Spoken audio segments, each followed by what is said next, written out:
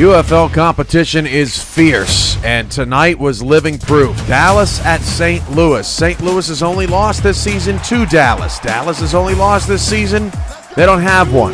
One of two undefeated teams entering the night. Rashad Lockley runs under that beautiful deep ball, and then Travius James runs through a defender. Big and strong 7'3", Big D. Cameron Duty standing in the end zone. And that's about it. Safety thrown down into the river. 7-5 now. Second quarter, Karen Koizumi hits the newcomer, Bobby Green. Play of the year, 72 yards.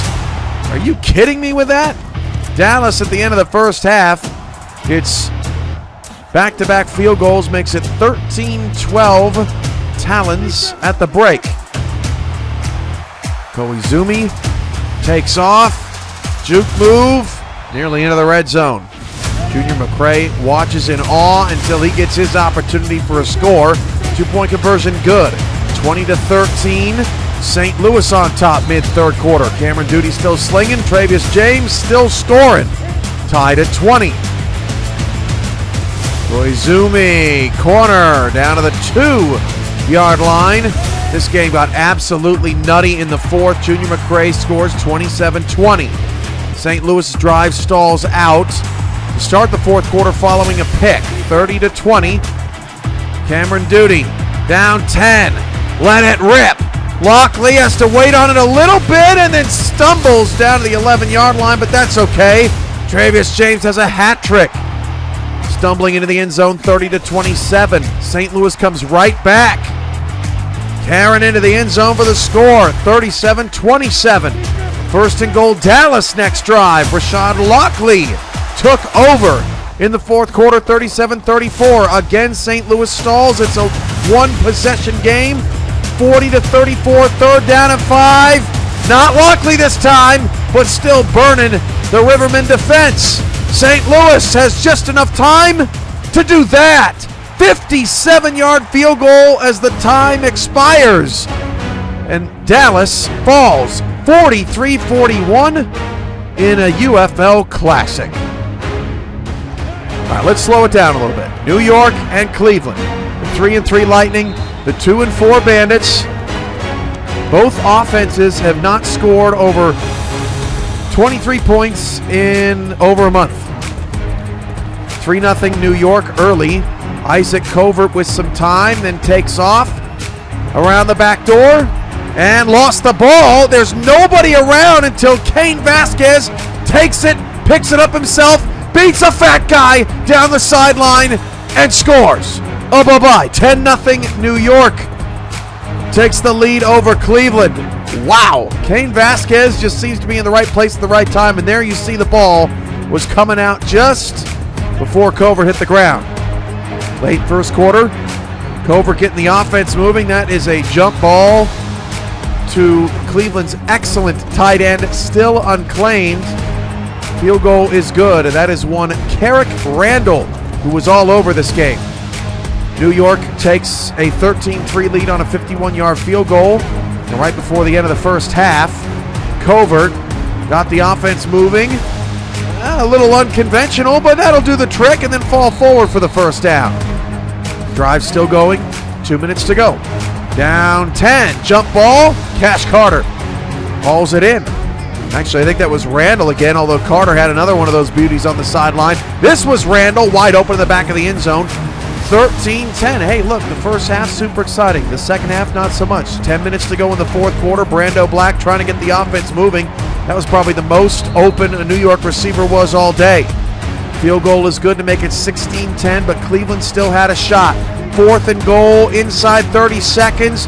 The pass is caught in the back of the end zone, but an illegal touching means that the down doesn't count. The catch doesn't count. The touchdown doesn't count. The win didn't happen.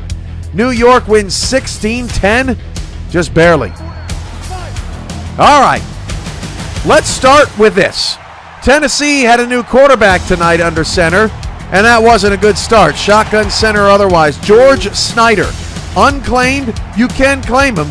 And I promise you, I'll show you later in the highlight why you'd want to claim him. Sherman with a 26-yard run there. And then it's George Snyder taking it himself. First rushing touchdown of the season. We're tied at 7. Tennessee weathered the storm in this one after Cincinnati took the early chokehold. The undefeated Vultures trying to keep it that way. 6-0. Tennessee just 1-5 coming into the game. 10-7. Snyder to the sideline. That pass complete. 90 seconds to go in the second quarter. Snyder taking off with his legs again and getting the first down unafraid. Snyder one more time down the field inside the 10-yard line, pushing forward to the 5. Then it's Snyder's first touchdown pass of the season. Got it. 14-10. Tennessee right before the end of the first half. Can't let Mac Chima and Cincinnati do that. Pass hauled in down the sideline would afford them 3 points before the break. That field goal was almost blocked. They had some trouble.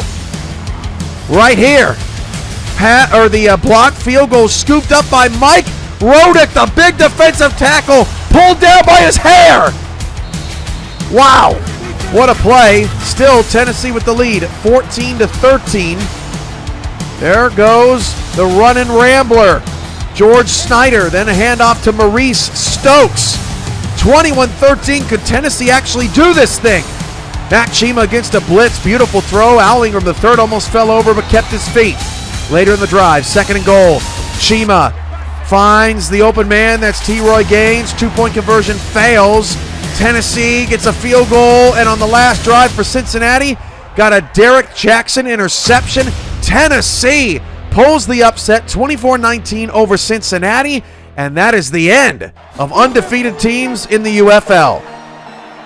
All right, Sauce K and the winless Florida Storm trying to get a victory.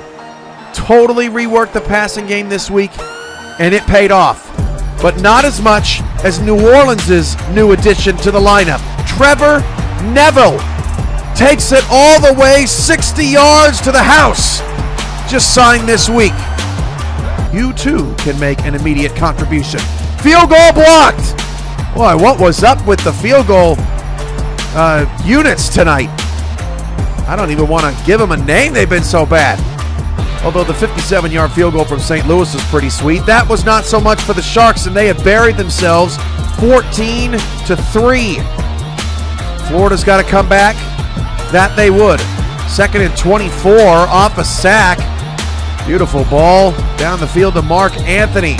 And Joe Francis is 6 for 8 for 114 yards. The drive stalls at the 1. Florida elects to take the 3, 14-6. Wiska Lafouche finds Neville again, open down the field. Then Ray Chapatulis in the open field, getting more work done and getting more points on the board for the Claws. 17-6, New Orleans by 11.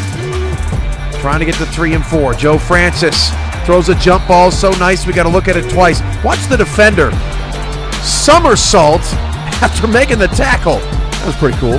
1st and goal. Final seconds of the first half. Joe Francis back, pylon, touchdown, 17-13. Nothing much happened in the second half until 4th and goal at the 2. Sauce K is stopped. Can you believe it? Neither team scored in the second half.